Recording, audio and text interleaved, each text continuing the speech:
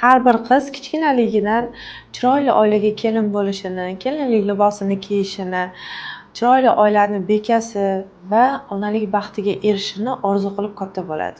Turmushga chiqadi. Lekin turmushga chiqqandan keyin ayrimlarda juda ham katta muammolar paydo bo'ladi. Bu muammo sizni farzandli bo'lishingizga to'sqinlik qiladi. Va siz kurashasiz. Siz kurashgan sari sizni kuchingiz xolis qolmaydi. Turmush o'rtog'ingizdan uzoqlashishni boshlaysiz, yaqinlaringizdan uzoqlashishni boshlaysiz. Do'stlaringiz, yor birodarlaringiz oldida o'zingizni begonadek his qilasiz. Siz natija ko'rmaganingizdan keyin yo'lning o'rtasida hammasidan charchab to'xtaysiz. Sizni kuchingiz qolmaydi. Mana shunaqa vaqtlari albatta sizga bir farishta keladi. Bu farishta sizni onangiz, turmush o'rtog'ingiz, sizni otangiz yoki jigarlaringizdan biri bo'ladi.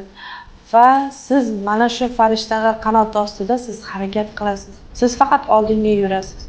Chunki siz boshlagan yo'lingiz o'rtasida to'xtab qolgan bo'lasiz. Chunki siz hamma harakatni qilgan bo'lasiz. Sizning maqsadingizga erishishingiz uchun sizga ana shu farishtalar yordam beradi. Va siz uchun oxirigacha sizning orqangizda tog' bo'lib, siz bilan birga harakat qiladi. Gaplar nima uchun sizga aytyapman?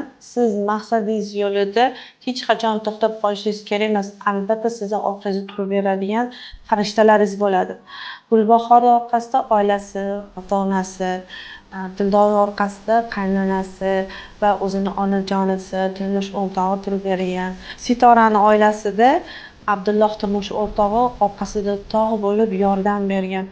Mana bu oilalarni sizga misol qilib, ertaga umidingizni uzmasligi uchun, sizda albatta orqangizda turib beradigan insonlar bor uchun, mana shular uchun siz maqsadingizga erishishda qo'rqmasdan harakat qilishingiz uchun mana shu videolarni sizga chiqarib, mana shu insonlar bilan bo'lgan suhbatlarni ko'rib, o'zingizga ozgina xulosa chiqaring. Sizni qo'rqmasdan maqsadga erishish uchun harakat qilishingizda orqangizda mana shunday farishtalar bo'lishiga ishonib, faqat harakat qilishingiz kerak.